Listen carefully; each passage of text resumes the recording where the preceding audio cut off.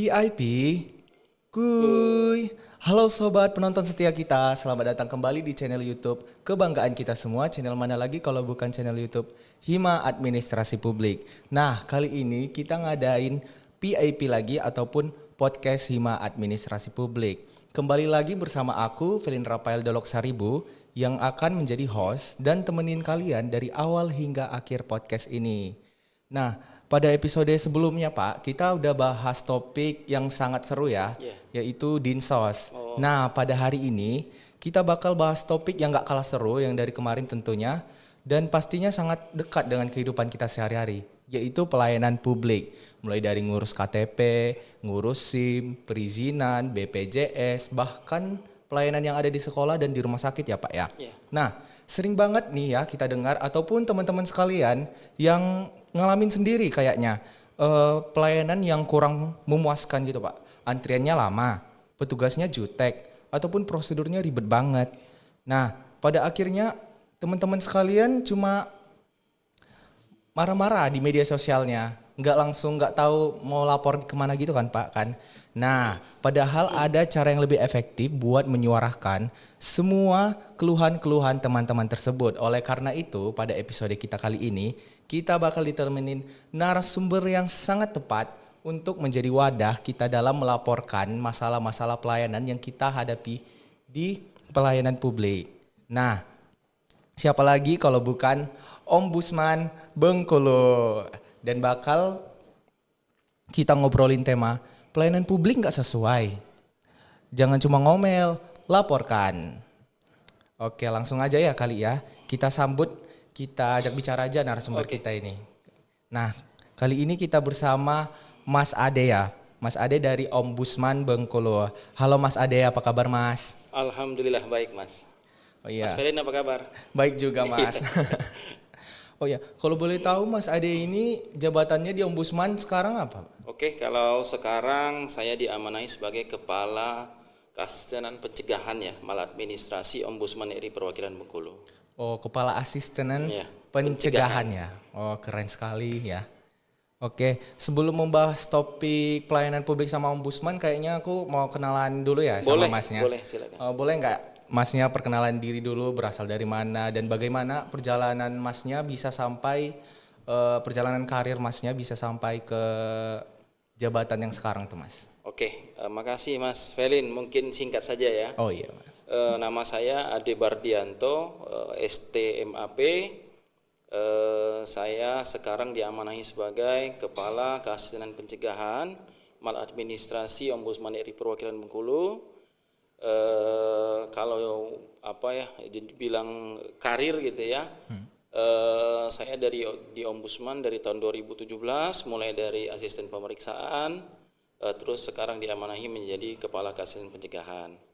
Kalau tinggal domisili di Bengkulu lah pastinya ya, tinggal di Bengkulu. Sebelum di Ombudsman saya berkarir juga di BUMN ya, di salah satu perbankan nasional gitu ya, sebelum akhirnya pindah dan berkarir di Ombudsman. Mungkin itu singkatnya Mas Felin. Oh iya. Oke, berarti banyak ya perjalanan yang Mas lalui ya? Ya, lumayan. Oke, itu mungkin ya perkenalan singkatnya. Langsung aja nih kita bahas topiknya ya kali ya Mas ya. Mungkin belum semua penonton ya yang tahu apa itu Ombudsman ya Mas ya. Boleh nggak nih Masnya jelasin Ombudsman itu sebenarnya lembaganya ngapain sih? Oke. Terima kasih. Saya senang sekali diundang di acara podcast ya pada pagi hari ini, bertemu teman-teman yang masih sangat muda gitu ya, bersemangat dan energi gitu ya. Ombudsman gitu ya, apa itu Ombudsman ya? Ombudsman adalah sebenarnya lembaga negara yang lahir dari rahim reformasi ya. Ombudsman itu lahir di tahun 2000 ya, bersama bisa dibilang saudara kandung ya KPK yang lahir di tahun 2002 kalau nggak salah. Ombudsman adalah awalnya lembaga yang dibentuk di mana saat itu pemerintah ingin menghasilkan suatu pemerintahan yang bebas, birokrasi yang bebas dari korupsi, kolusi dan nepotisme. Diperkuat lagi Ombudsman di tahun 2008 adanya Undang-Undang 37 tahun 2008 tentang Ombudsman Republik Indonesia, sehingga Ombudsman menjadi lembaga negara yang memiliki kewenangan mengawasi penyelenggaraan pelayanan publik. Siapa saja yang diawasi? Yang diawasi adalah penyelenggara negara, penyelenggara pemerintahan, BUMN, BUMD, BHMN, swasta dan perseorangan yang menjalankan ya tugas atau misi pelayanan publik yang mana anggarannya dari APBN atau APBD. Singkatnya adalah siapa saja di Republik ini yang mendapat gaji dari pemerintah menjalankan misi pelayanan publik ya, penyelenggara pelayanannya kepada masyarakat itu diawasi oleh ombudsman. Ya, itu ya. Yang saya baca-baca juga kan Pak, kan ada kan di Google gitu, katanya ombudsman ini sangat identik yang namanya maladministrasi ya Pak ya. Boleh nggak Pak jelasin maladministrasi itu apa sih Pak? Oke, maladministrasi ya gitu ya. Sebenarnya salah satu tujuan ombudsman dibentuk adalah memberantas yang namanya maladministrasi. Tapi apa itu maladministrasi? Nah, itu yang menjadikan bahwa masyarakat kita masih sangat awam dengan yang namanya maladministrasi. Bahkan maladministrasi itu sendiri kita bisa saja selama ini menjadi korban dari maladministrasi atau bahkan kita justru jadi pelaku jadi maladministrasi ya. Betul. Maladministrasi adalah perbuatan melawan hukum gitu ya, kelalaian, penyalahgunaan wewenang, pengabaian kewajiban hukum, yang lain-lain yang diselenggarakan oleh penyelenggara dan pemerintahan gitu ya, yang mana menghasilkan kerugian imaterial dan kerugian material dan imaterial. Di mana maksudnya dalam administrasi adalah kegiatan-kegiatan yang dilakukan oleh siapa? Oleh kita penyelenggara layanan gitu ya, kepada masyarakat yang menghasilkan gitu ya, menyebabkan kerugian. Contoh seperti ini.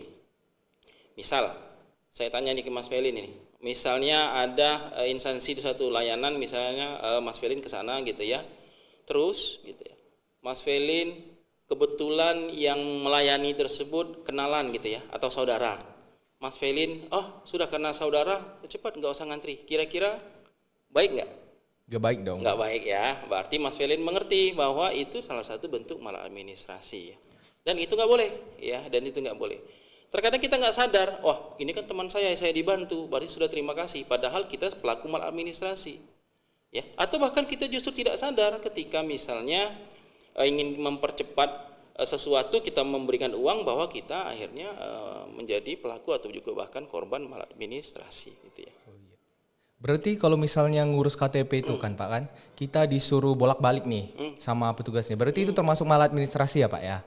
Termasuk kalau ketika syarat sudah lengkap ya, prosedurnya di pingpong gitu ya, dibolak-balik, padahal syarat sudah lengkap, semua sudah pas, tidak ada kepastian hukum, tidak ada kepastian terhadap pelayanan tersebut, maka itu maladministrasi ya.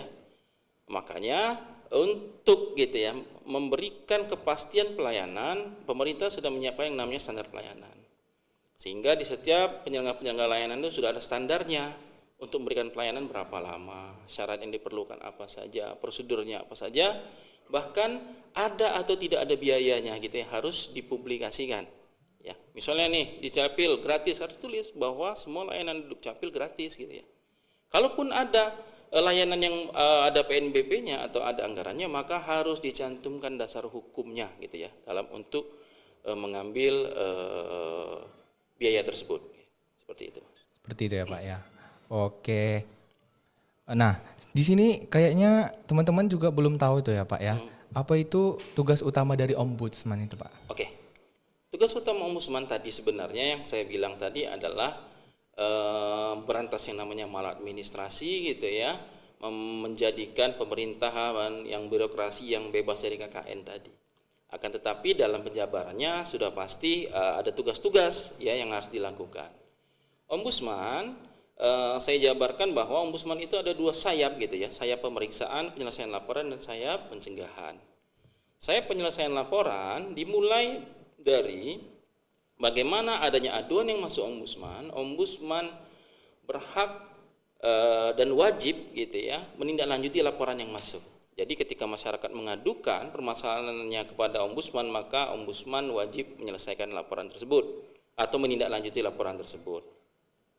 Di penyelesaian laporan pun, ombudsman tidak hanya pasif, ombudsman bisa aktif. Apabila ombudsman melihat ada suatu permasalahan ya, potensi maladministrasinya besar, maka ombudsman bisa melakukan investigasi atas prakarsa sendiri ya, tanpa harus ada aduan masyarakat. ombudsman yang aktif langsung gitu ya. Nah, dan sayap yang kedua adalah pencegahan. Bagaimana pencegahan maladministrasi gitu ya, melakukan kajian, saran perbaikan ya, penilaian dan kepada pemerintah dan penyelenggara, di mana akan memberikan masukan kepada mereka untuk perbaikan secara sistemik. Oh, jadi tugas ombudsman itu keren banget ya Pak ya. Bukan hanya menunggu-nunggu diam laporan dari masyarakat, tapi langsung bergerak ya Pak ya. Bisa, Mencari maladministrasi itu ya Pak ya. Oke, teman-teman udah tahu ya. Jadinya kalau ombudsman itu kalau misalnya nggak menerima laporan itu nggak diam, bukan nunggu-nunggu laporan dari kita gitu kan Pak kan. Tapi langsung terjun ke lapangan untuk mencari maladministrasi itu untuk melakukan pencegahannya ya kan Pak kan. Bapak sendiri yang kepala asisten pencegahannya ya Pak ya, bagian pencegahan. Oke. Nah, biasanya kan Pak kan banyak nih orang yang merasa pelayanan publik itu kurang memuaskan. Tapi mereka itu takut Pak melaporkannya dan juga nggak tahu kemana melaporkannya. Kalau melaporkan ke ombudsman itu gimana sih Pak caranya? Kepada masyarakat gitu ya, melaporkan keluhannya, permasalahannya kepada ombudsman itu sangat-sangat gampang gitu ya. Sangat-sangat gampang. Ombudsman membuka banyak kanal pengaduan. Silakan masyarakat yang mungkin ingin mengadukan langsung gitu ya, datang ke kantor ombudsman. Di Jalan Adam Malik ya, nomor 8 di samping BPS provinsi ya gitu ya. Silakan datang langsung. Pak, saya kalau datang langsung mungkin malu. Via telepon ada ya. Ada nomor WA ombudsman, nanti silakan di-share ya. Ada nomor WA ombudsman, silakan mengadu lewat WA atau telepon. Pak, kalau gimana saya mau lihat email saja, silakan kirim di email ombudsman di pengaduan ombudsman ya, untuk mengadu ke sana. Artinya ombudsman sudah membuka semua kanal gitu ya kepada masyarakat. Apa saja yang diadukan terkait seluruh penyelenggaraan pelayanan publik yang dilakukan oleh penyelenggara negara atau pemerintahan yang saya sebutkan di awal tadi ya, ada BUMN, BUMD dan lain-lain. Silakan adukan. Dan biasanya gini, masyarakat takut ngadu nanti identitas saya kebongkar. Tidak. Untuk beberapa laporan yang memang masyarakat merasa ingin dia dirahasiakan gitu ya, maka ombudsman akan merahasiakan si pelapor gitu ya, akan merahasiakan namanya. Dan yang pastinya ngelapor di ombudsman gratis ya, gratis ya, catat ya, nggak bayar, gratis. Silakan datang dan tidak akan ombudsman mempersulit gitu ya, apa saja yang ingin mereka sampaikan. Tinggal lagi bawa misalnya identitas diri dan lain-lain ya sebagai syarat formil dan material. Oh, jadi keren banget ya. Jadi masyarakat tuh sebenarnya punya senjata yang sah dan efektif ya Pak ya untuk melaporkan itu ya Pak kan. Yang penting itu jujur ya Pak ya. Jujur dan laporannya bisa langsung diproses ya Pak ya. Dan lagi-lagi kalau kita ingin melapor itu gratis ya Pak ternyata ya di ombudsman-nya. Nggak diribet-ribetin lagi kan Pak kan. Oke. Nah, boleh nih enggak Pak berbagi pengalamannya yang paling membekas di hati Bapak selama bekerja di ombudsman tuh Pak? Oke, kalau membekas hampir setiap case yang ditangani gitu ya, baik ketika saya dan tim di pemeriksaan ataupun di pencegahan pasti memiliki makna gitu ya, terdalam bagi kami sendiri insan ombudsman gitu ya. Bagaimana ketika kami menyelesaikan laporan masyarakat yang memang masyarakat sangat membutuhkan hal itu gitu ya, sangat membutuhkan hal itu. Gimana waktu itu kami pernah membantu masyarakat yang dia tidak bisa gitu ya dioperasi karena ada salah satu permasalahan administratif gitu ya, sehingga anak tersebut kondisinya sudah semakin kurus gitu ya, sudah semakin menurunlah kondisinya gitu ya, dibantu oleh tim ombudsman sehingga bisa operasi permasalahan administrasi tersebut, sehingga operasinya bisa dilangsungkan gitu ya. Dan beberapa hal lainnya, biasanya tentang bantuan sosial, tentang pendidikan dan lain-lain gitu ya. Bahkan juga ada beberapa kondisi ombudsman juga melakukan pemeriksaan gitu ya terhadap mungkin suatu hal yang bersifat masif gitu ya, seperti kemarin mungkin di SMA 5 ya. Ada Di ya, SMA 5 ya. SMA 5 dan permasalahan lainnya gitu ya. Seperti itu. Mungkin yang paling membekas-bekas kalinya itu Pak. Apa ya? Kalau membekas benar tadi ya. Tapi yang unik adalah saya pernah menangani suatu laporan unik menurut saya gitu ya. Ketika ada pelapor menyatakan bahwa dia mengadukan salah satu instansi gitu ya, BUMN waktu itu karena pohon di depan rumahnya ditebang gitu ya oleh salah satu BUMN tersebut. Menurut saya unik gitu ya, bagaimana orang memperjuangkan haknya gitu ya, tidak cuman biasanya hak tentang kenapa saya nggak bisa ini nggak bisa itu, ini karena apa, ada pohon depan rumahnya gitu ya ditebang gitu ya, karena dia merasa yang nanam gitu ya dari kecil sampai besar, terus tiba-tiba dipotong gitu ya, dilaporkan ke ombudsman gitu ya. Jadi itu Pak, bagaimana penyelesaiannya dari ombudsman Pak? Ya kita lihat dulu pohon tersebut beradanya di mana gitu ya, apakah di tanah si pelapor ataukah berada di ruang publik ya yang memang bukan milik siapa-siapa tapi milik pemerintah gitu ya, ruang publik. Nah ketika dilihat memang tanah pohon tersebut di ruang publik, dan alasan dari pemangkasan tersebut adalah bagaimana waktu itu sudah mengganggu jaringan-jaringan gitu ya. Oh iya. Sehingga Kabel-kabel ya Pak? Iya, kemaslahatannya mungkin memang harus dipangkas. Akan tetapi mungkin pola komunikasinya gitu ya yang salah mungkin ketika ingin melakukan hal itu harusnya komunikasi dulu kepada si masyarakatnya kan gitu ya, ngobrol lah seperti apa, mungkin jangan langsung ditebak. Iya gitu ya, seperti itu. Oke. Nah, kalau boleh tahu Pak, tantangan terbesar yang Bapak hadapi selama Bapak bekerja di ombudsman ini apa Pak? Tantangan terbesar adalah bagaimana ya, artinya setiap kasus gitu ya akan memberikan tantangan yang berbeda gitu ya. Tapi yang paling kami sebagai di tim pencegahan sekarang adalah bagaimana tadi memberantas maladministrasi tersebut, bagaimana membuat gitu ya, atau mensosialisasikan atau membuat tahu masyarakat bahwa ombudsman itu ada ya, dan bagaimana penyelenggara negara bisa gitu ya memberikan pelayanan yang bebas dari maladministrasi tadi gitu ya.